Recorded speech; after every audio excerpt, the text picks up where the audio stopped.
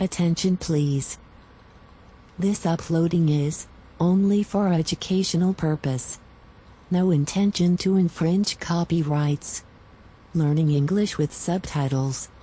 GPITRAL. Follow us.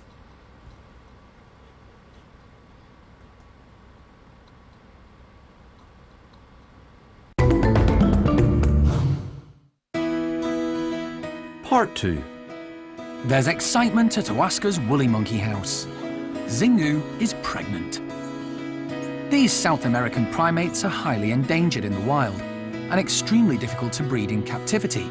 So this is great news, especially as Oaska is the father. He's extremely valuable to the breeding program because he's wild caught and has only had one baby so far, so his bloodline is very important. It's tricky for the team to guess when the baby's due, although staff do keep detailed records and they know that woolly pregnancies last 7.5 months. Well, when we look at Xingu's chart, which is just here, Xingu was seen mating around about March time. So when we're looking at it now, it means that she's probably only got another few weeks to go. This isn't the first baby for Xingu. She has had one before, but sadly she lost it early on as a result of a bacterial infection. Xingu's baby unfortunately did pass away at about 9 days old. Fingers crossed it's all going to go well this time. All we can do really is make sure that Xingu is as healthy as possible. Despite the tragedy, Xingu did show great maternal instincts, so the staff are very hopeful.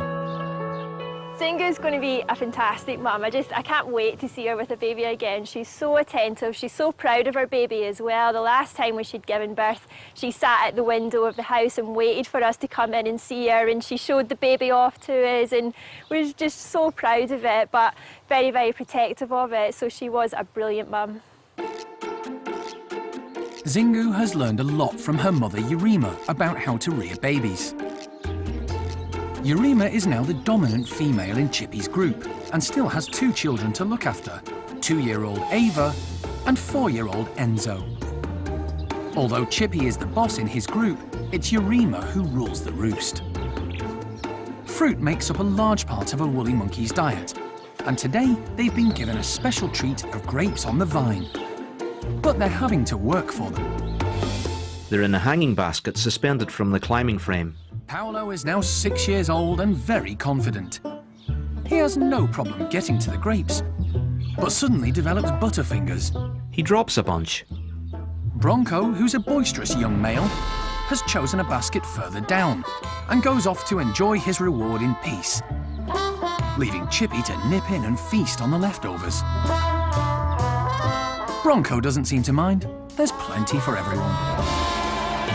Chippy is using his prehensile tail, which acts as a 5th limb, to get to the goodies.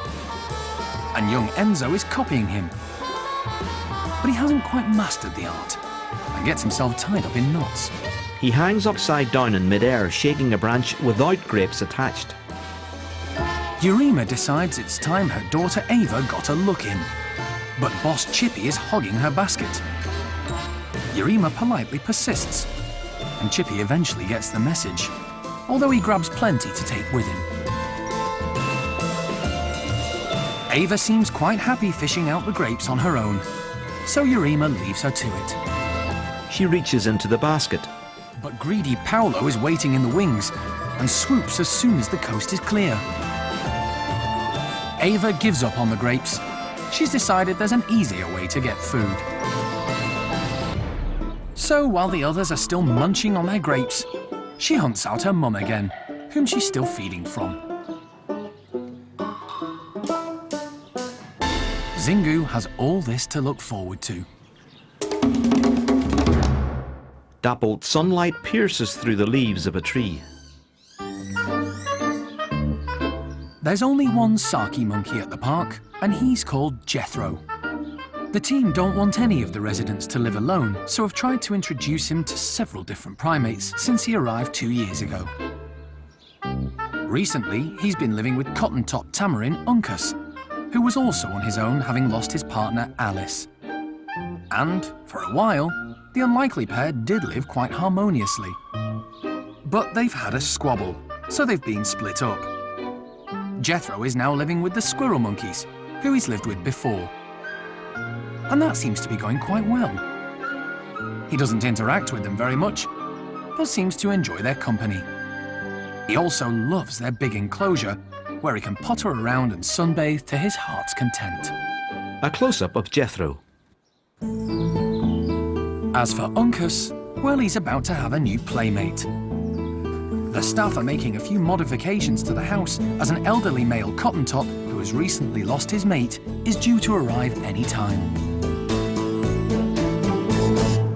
We don't know exactly what his mobility is like, but it could be that it's not that great. So we just want to put enough in so that we know that he can get around well enough. Obviously, he's going to be a bit unsure. It's a new room and new people as well. So we just want to try and make him as comfortable as possible. And if he arrives and he's moving around really well, we can always take some of it out. And also, if he seems to be struggling still, we can add more in. So it's just to try and help him out, really. Uncas and his previous partner Alice were named after characters out of the historical novel, The Last of the Mohicans. As Uncas's new friend doesn't have a name, the team have decided to continue that theme, calling him Hawkeye.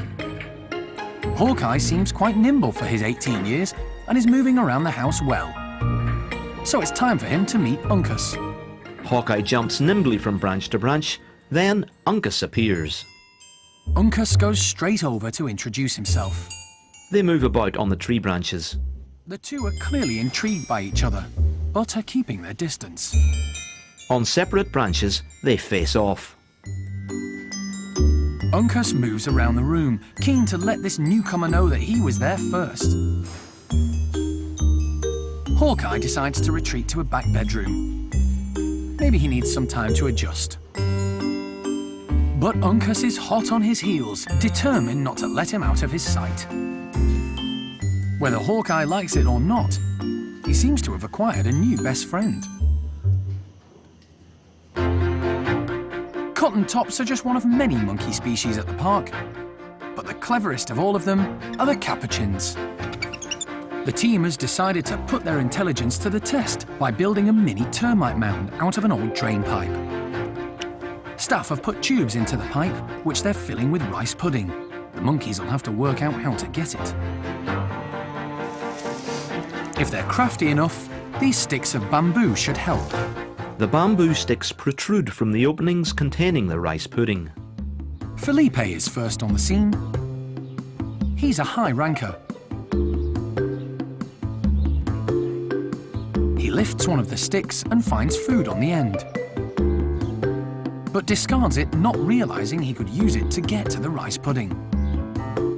He sticks his fingers into the opening, then licks the rice off. A crowd is now beginning to gather, and young Fabian is next to investigate.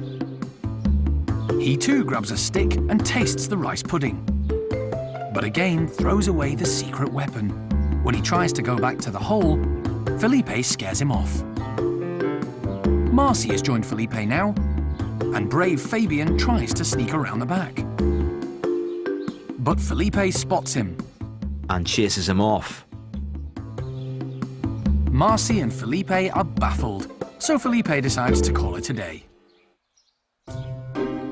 It's time for leader Winslow to show the others how it's done. But with no bamboo sticks left in the holes, he's not sure how to proceed, so tries to get to the yummy treat with his fingers, with high-ranking Fiona joining in. Meanwhile, young Fabian is hatching a plan. Frustrated Winslow has resorted to licking the pipe for any smears of rice pudding. He may be the boss, but on this occasion, he's lacking the brains. Winslow gives up and bows out. Fabian immediately leaps back on. He has an idea which he's desperate to try. He uses the branch. Top marks for Fabian. He's cracked it. But before he has a chance to indulge, Felipe's back. However, he hasn't been paying attention. He tries to work out what Fabian's done, but hasn't a clue. Meanwhile, nearby, Fabian chews on the end of the branch. All eyes are on him. It's all a bit embarrassing for the cocky capuchin. he has to admit defeat. Felipe moves off. Fabian may not be very high in the pecking order, but he's managed to outwit all his compatriots. Now alone, Fabian inserts the branch into the opening. Next time on Monkey Life, a special trip to Vietnam for Alison to release 2 more golden-cheeked gibbons back into the wild. We're just a short trek now away from the release site. So far so good, and they're looking good. But there's trouble when a rival male appears on the scene. A graphic reads, "In memory of Jim Cronin, MBE."